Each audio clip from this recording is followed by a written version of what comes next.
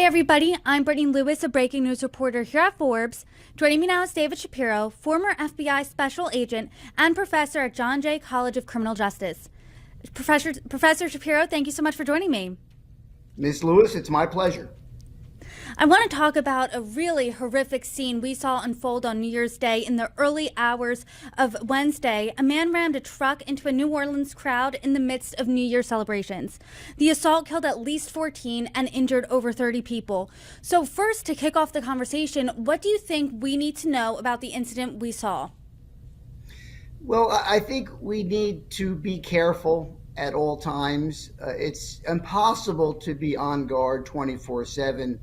But, bad things happen at unexpected times. That's almost the rule. So we have to be exceedingly careful, especially when we're so vulnerable at events such as New Orleans on Bourbon Street on New Year's Eve, New Year's Day. That is when we're so relaxed, maybe too relaxed. New Orleans and especially Bourbon Street were crowded, and on New Year's Eve going into New Year's Day, a lot of people were out, they were drinking, their guard was down. I'm curious if there were any precautions that weren't taken. What do you think happened that led to this event? Well, one thing which is noteworthy and has been mentioned many times is the bollards that usually prevent automobiles from entering that area were removed and were being repaired. I myself had been in the French Quarter last month, and there is a lot of construction going on there. So I'm not suggesting that this is in any way intentional and nefarious, but that certainly was a precaution that helped the Mr. Jabbar. I want to talk about the suspect and talk about the details that are emerging about him. The truck that he used to carry out the attack was found with weapons, IEDs, and an ISIS flag. What sticks out to you about the emerging details of this incident? Well, it's clearly, in my mind, at this point, based on the evidence put forth, a terrorist act. Terrorists don't want to commit subtle acts. I'm in the fraud business mostly, and fraud is subtle. It's not announced. But this was clearly, hey, this is my signature, this is terror, and here's to you. To your point, then, do you think that there's going to be more attacks because, A, this was so brazen? The FBI said something to the effect of he wanted people to see, he wanted to kill as many people as possible. Do you think we can expect more copycat events? What does that look like? Well, this type of event has been copycatted worldwide. This is not an unusual tactic for terrorism, and I expect that it will continue to be so.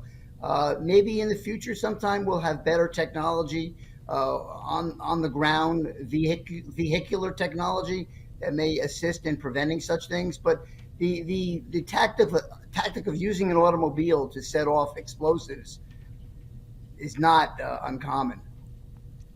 I want to talk about a different event that happened a few hours after the one in New Orleans. This one happened in Las Vegas in front of a Trump hotel. A Tesla Cybertruck exploded. The FBI said they are, quote, not ruling anything out, but as of now, there's, quote, no definitive link between the New Orleans and Vegas events. What do you think? Do you think these are two isolated incidents? What does that look like? Well, I'm not going to contradict the FBI at this point. However, I would not be surprised if the events were related. You have the use of EVs in both cases. You have ex-military or current military people involved. You have certain risk indicators here that contribute to the signature of terrorism. Remember, terrorism has to announce itself. Terrorism has a signature. So the tactics are very similar. I would not be surprised to discover that they are linked through some sort of informal criminal network. Do you think that people in big cities should worry? Because as you said about New Orleans, people were relaxed. That's a big city. That's a populous area. A separate event that's a possible terrorist attack also happened in Vegas. Do you think that you said that terrorism announces itself, that people in big cities in the United States should be more on guard, should be worried as of now? Well, I hate to say yes, but I will. I don't like to fearmonger. I don't like to make people uncomfortable.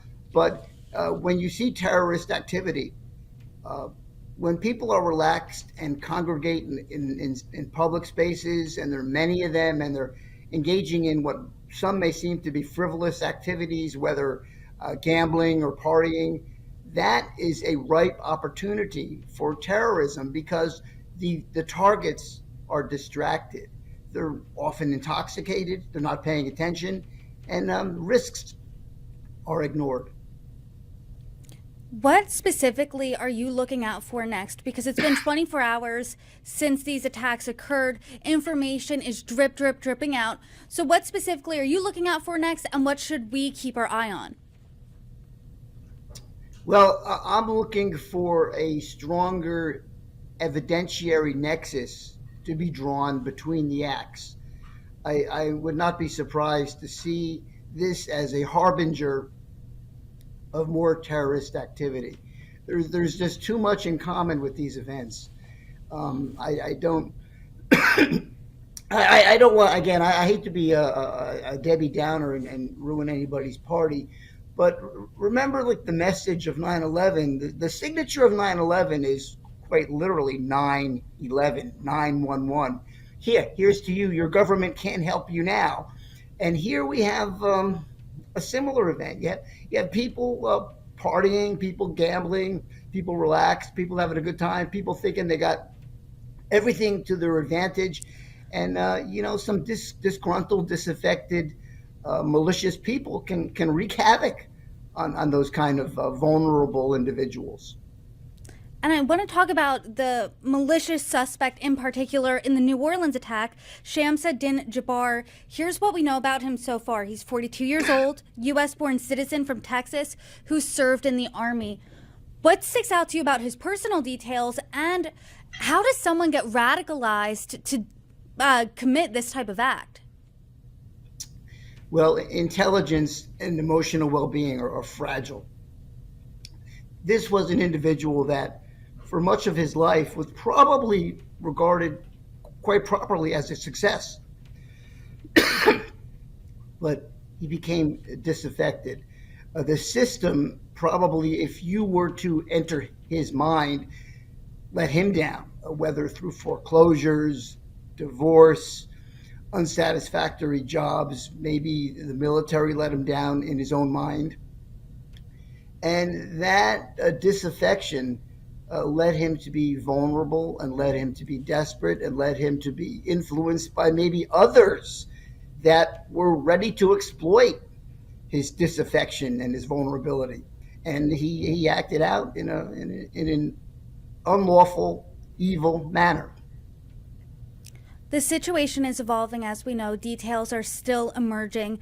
But as the criminal justice expert here, as the former FBI agent, what do you think's missing from the national conversation on these acts? Well, I think what's missing is a discussion of the signature. You have certain elements that create risks. You have statements being made, the EVs being used. You have peer-to-peer networks being used where there's not the same kind of due diligence that's applied in many other situations. I'm talking specifically about Airbnb and Turo, and I'm not putting down those services. I mean, I just came back from an Airbnb, so believe me, I understand that there's value there. However, these kinds of relationships create vulnerabilities, create security risks, and I expect to see more of that.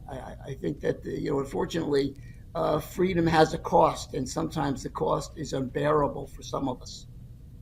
To your point, I've stayed in an Airbnb as well, and when you zoom out for a second, and you realize, hey, I'm staying in someone's house. On the other hand, hey, someone is trusting, if I was renting out my apartment as an Airbnb, hey, I'm trusting this random stranger to stay in my home. Same thing with Turo and vehicles there. Do you think there needs to be more regulations on these types of apps? Well, I'm going to say an unpopular thing, Miss Lewis, so forgive me, but I think more regulation is appropriate. I know that's not popular in many circles because people can't see the value. People see regulation as solely a cost, but regulation uh, is accompanied by detective controls. That is, who can rent these things? What kind of backgrounds do they have? Preventive controls. We're not going to allow people to just rent vehicles with such a driver's license and a credit card. That's all you need. And, that's the function of the regulator, to work out the right balance of detective and preventive controls so that the public is adequately protected.